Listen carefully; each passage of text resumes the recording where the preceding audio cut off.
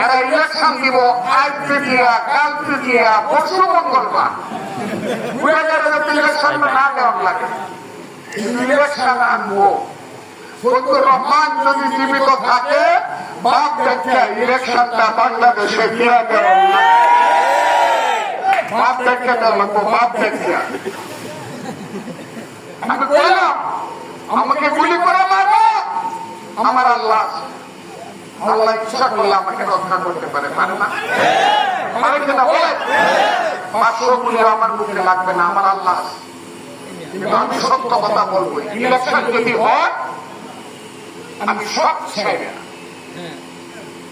আমি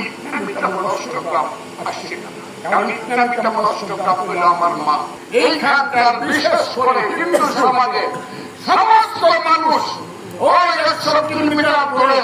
ওইলাম ক্যাম্প বাগান ক্যাম্প বছরের মধ্যে হাজারে হাজারে লাখে লাখে গিয়েছিল কত মানুষ মারা গিয়েছিল তার কোনো সীমা ছিল না সেই যে মুক্তিযুদ্ধ সেই মুক্তিযুদ্ধের উপর প্রতিষ্ঠিত হয়েছে আমার স্বাধীন বাংলাদেশ এখন কি রাজাকারদের হাতে আমি স্বাধীন বাংলাদেশের নেতৃত্ব ছেড়ে দেব কথাটা আপনার বুঝলেন না আপনারা আমি ভোট চাই না আমি ভোট চাই না যারা রাজাকারের হাতে নেতৃত্ব ছাড়তে চায় আমি তাদের ভোট চাই না কথাটা খুব ক্লিয়ার আমি ভোট চাই তাদের যারা মুক্তিযুদ্ধকে স্বীকার করে যারা মুক্তিযুদ্ধের বাংলাদেশকে মানে যারা এই দেশে মাথা উঁচু করে দাঁড়াতে চায় মুসলমান একজন সন্তান সে একটা দিয়া মাদ্রাসায় যাবে